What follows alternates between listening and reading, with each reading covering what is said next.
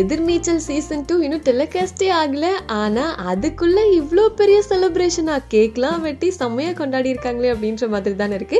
S, எதுக்காக அப்படின்னு பார்க்கலாம். அதாவது எதிர்நீச்சல் சீசன் 2 வந்து வர December 23 Monday to Sunday 9:30 PM telecast ஆக போகுது இல்லையா.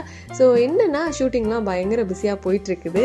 அந்த ஷூட்டிங் ஸ்பாட்டில் நம்ம விபுராமன் இருக்கார் இல்லையா, அவரோட பர்த்டேவை செலிப்ரேட் பண்ணியிருக்காங்க. எல்லாரும் சேர்ந்து சர்ப்ரைஸாக கேக் கட் பண்ணியிருக்காங்க. அந்த செலிப்ரேஷனோட வீடியோவை தான் நம்ம கதிர் விபுராமன் வந்து ஷேர் பண்ணியிருக்காரு. உண்மையாகவே ரொம்ப ஹாப்பியாக இருக்குது. அந்த வீட்டை பார்க்கும்போதே அவ்வளோ சந்தோஷம். அப்பாடா, இந்த வீட்டை நம்ம எவ்வளோ நாள் மிஸ் பண்ணோம் அப்படின்ற மாதிரி. ஆனால் அதுக்கடுத்து பார்த்தீங்கன்னா அதில் இருக்க ஆர்டிஸ்ட் இவங்க எல்லாமே ரொம்ப நெருக்கமானவங்க இல்லையா மனசுக்கு.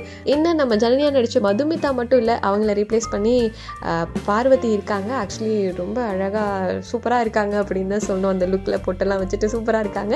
நம்ம கதிர் வந்து கேக் கட் பண்ணுறாரு, எல்லாருக்கும் ஊட்டி விடுறாரு. அதில் என்னென்னா நம்ம டேரக்டருக்கு ஊட்டி விடுறாங்க. அதில் ரேணுகா, நந்தினி, அதுக்கப்புறம் கரிகாலன் இருக்காங்க.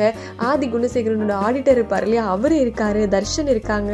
அப்புறம் ஜனனியோட ஃப்ரெண்டாக வருவாங்க இல்லையா, கௌதம், அவங்க இருக்காங்க. ஸோ இதெல்லாம் பார்க்கும்போதே ரொம்ப ஹாப்பியாக இருக்குது. எப்படா டிசம்பர் 23 அப்போ பார்ப்போன்னு ஆர்வமாக இருக்குது அப்படின்னு தான் சொல்லணும். எஸ், நீங்கள் சொல்லுங்கள், யாரெல்லாம் எதிர்நீச்சல் சீசன் 2 பார்க்குறதுக்கு ஆர்வமாக இருக்கீங்க, யார் இதில் இல்லாமல் இருந்தால் நல்லாயிருக்கும்னு நினைக்கிறீங்க அப்படிங்கிறதையும் கமெண்ட்லையும் கூட ஷேர் பண்ணுங்கள்.